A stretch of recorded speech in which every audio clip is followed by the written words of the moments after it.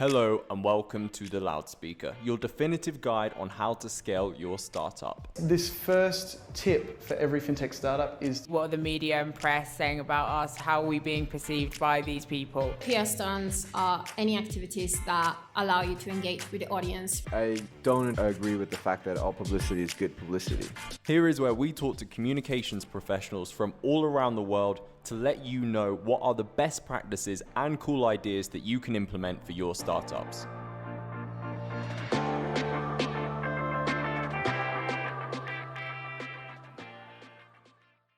Robyn, would you be able to tell our listeners who you are and what Pretzel Kids does and how it works?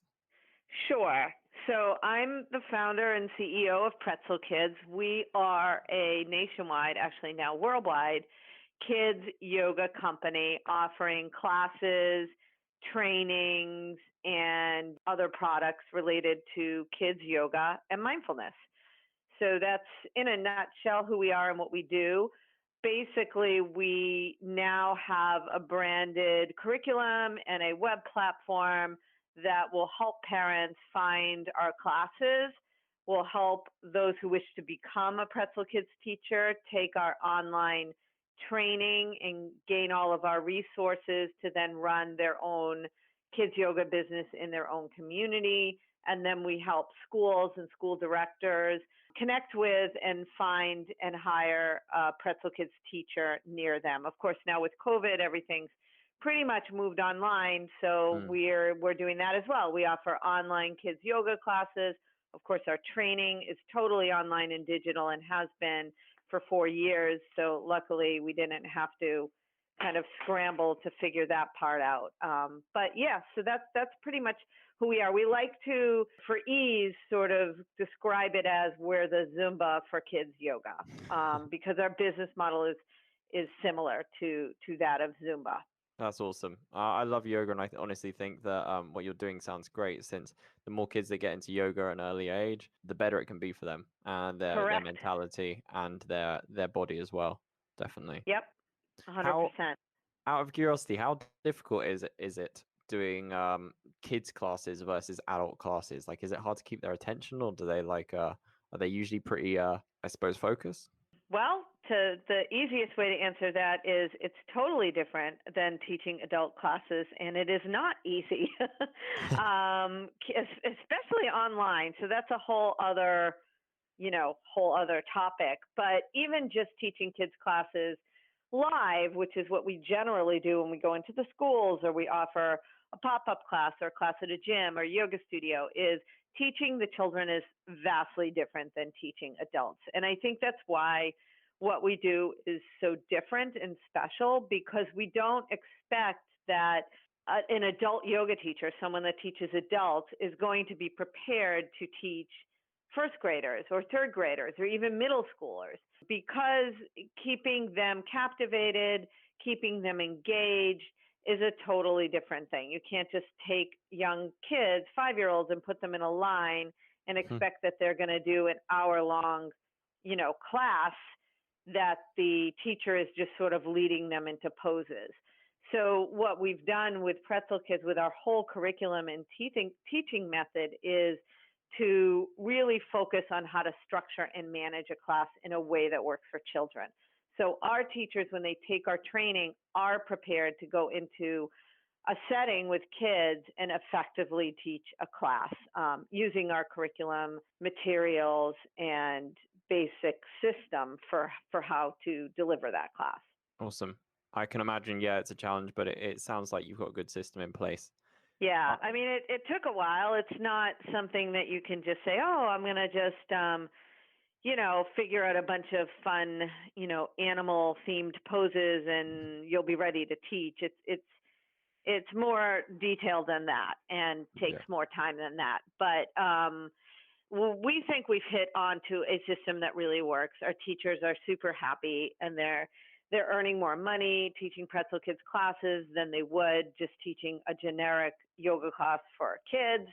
So that makes us happy, because when the teachers can be more successful, that means they're reaching more children. Definitely. And I'd love to move on to the more marketing and PR side of your business, which we're here to discuss today. And I saw on your website you have an in-house blog post, and it seems like you have a large variety of topics really on there. How do you select your topics, and how do you think it benefits your readers? Yeah, so our blog is, I'm really proud of our blog. I actually hands-on manage, edit, and write a lot of the stories myself. And other stories are written by guest bloggers. Some of them are written by our teachers. I have a couple content writers that work on regular content for our blog as well. And it's kind of evolved over time. In the early stages of our blog, I would just sort of pick topics that were interesting to me and that I thought would be interesting to our audience, which is mainly parents, teachers, and families. But what I quickly realized is that just because a blog topic might be interesting to me or maybe some of my staff doesn't mean that we are going to attract a larger readership outside our maybe smaller audience. So we evolved that over time to really ask our audience questions. What do you want to see in our blog? So that's kind of one way we go about it, as we find out what people are interested in reading, what they want to learn. But now we also use data to help us figure out what people want to read. So we'll take a look at where people are coming from on our website, like what pages they're clicking on, what blog posts they're clicking on. And then if we see trends in that, if we see, for example, that a lot of people are interested in our stories on how to teach mindfulness to children, for example, that blog post, we did a blog post on that, and it really performed well, meaning people read it, we had super high traffic. So that was really an aha moment that that's a category that we should really dive into a little bit more and come up with topics that people want to read within that subject. So another thing we're doing along those same lines now that we didn't do initially is take a look at search results in Google. So taking a look at what are people typing into Google? What questions are they asking? And if we see that, if we want to write a story, for example, on mindfulness, like we would do some research ourselves into mindfulness and find out the questions that people are asking. What do they want to know?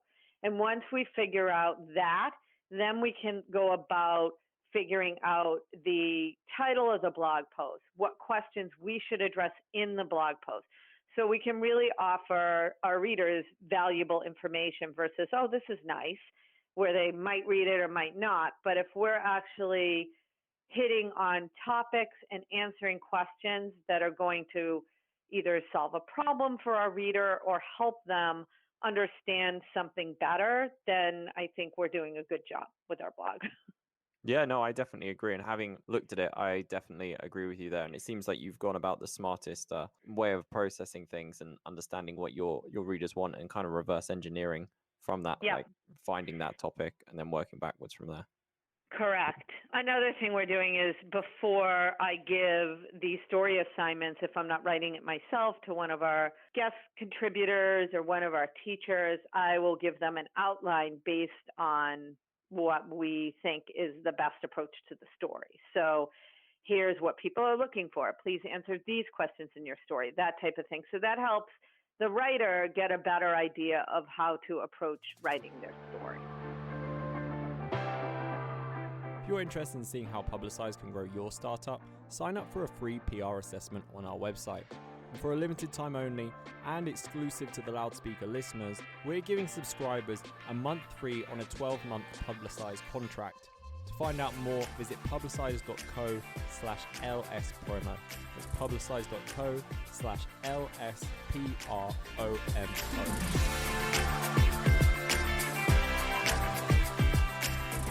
And with regards to PR, what PR tactics have you used to help promote your business? And would you be able to give examples of results you've achieved using PR? Yeah, so, PR, I think, has evolved quite a bit. So I started my career before Pretzel Kids. I was a journalist for many years. I wrote for a lot of magazines and national newspapers here in the United States. And back then it was before social media. It was before, people could do all these Google searches and find whatever they wanted.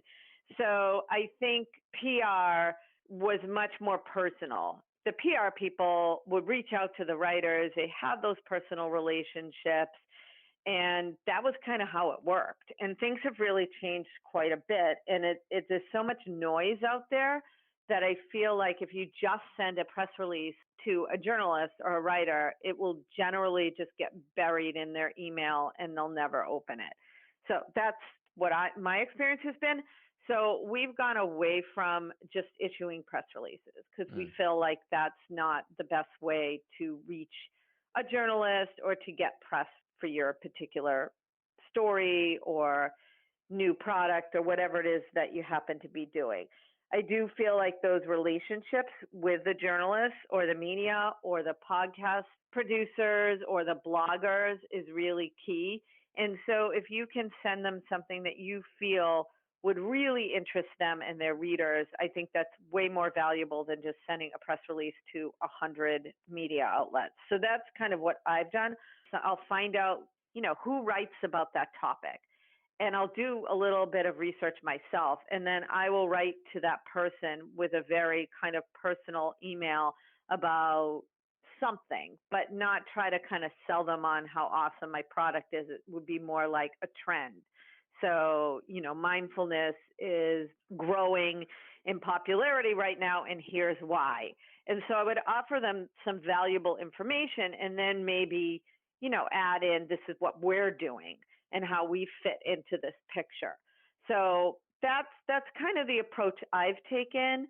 Another approach I've taken is just because I had mentioned that people do Google search and find things that way, is kind of building out a media press area on my website. So every time we do get a really good press hit or we're mentioned in an article or I'm on a radio show or a podcast that I feel could be valuable to our audience, I will then post that up on our press page. And we've actually got some interest from that. Somebody saw something on our press page and then used that to reach out to me.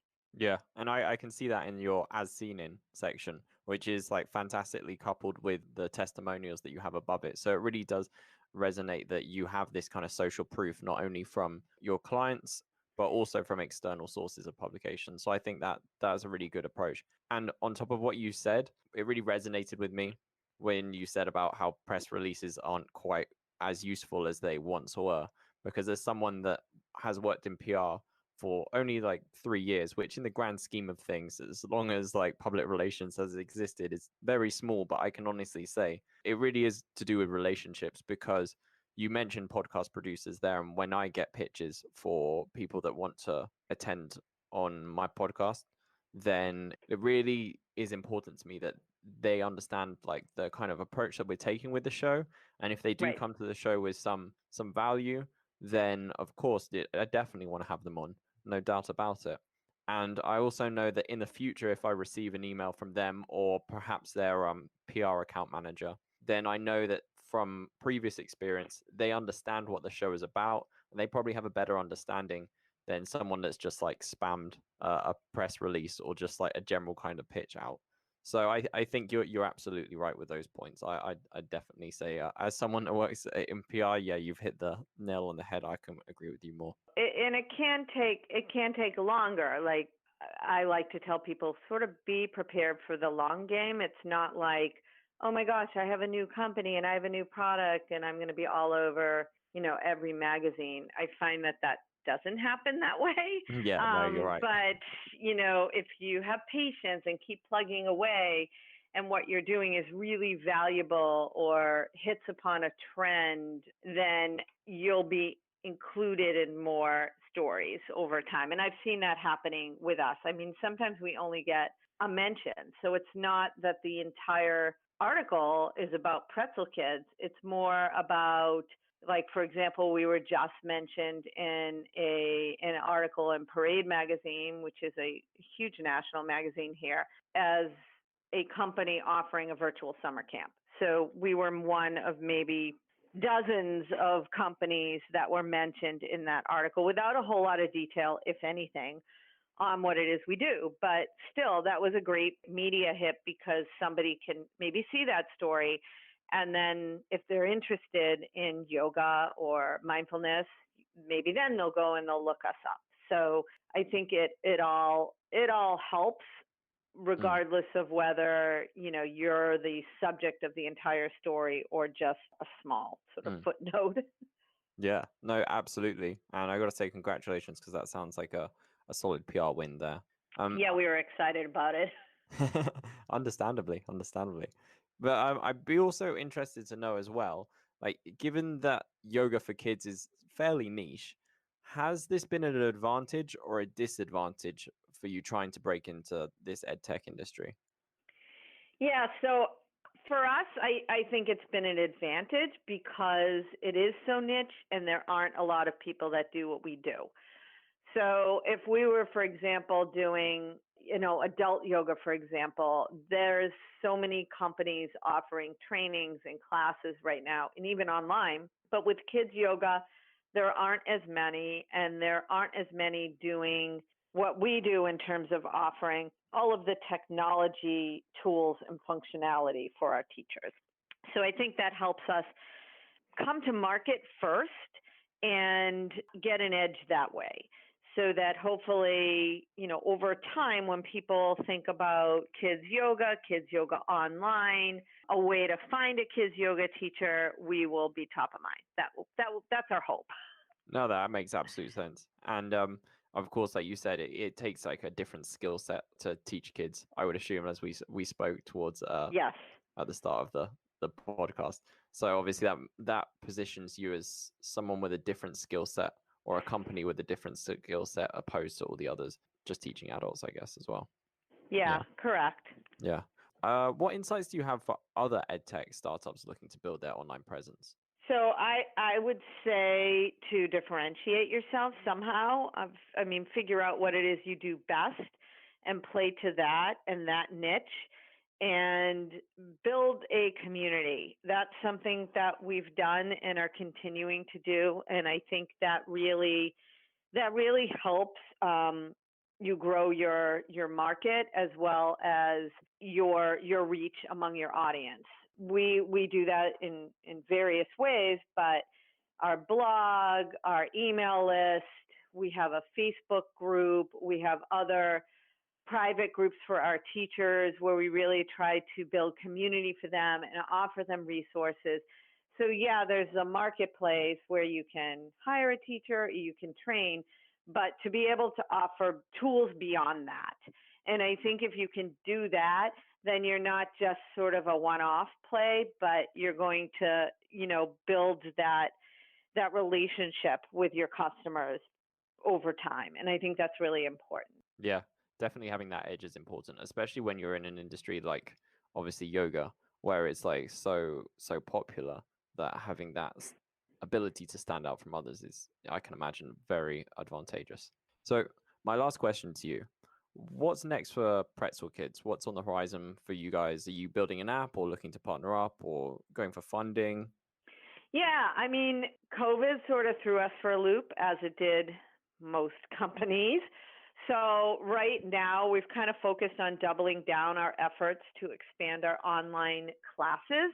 So like I mentioned, we already had the way to train teachers virtually, but once they are trained, we want to be able to offer them expanded tools to start teaching right away. And in order to do that, we've partnered up with several companies that already have great digital platforms built in for offering classes to kids.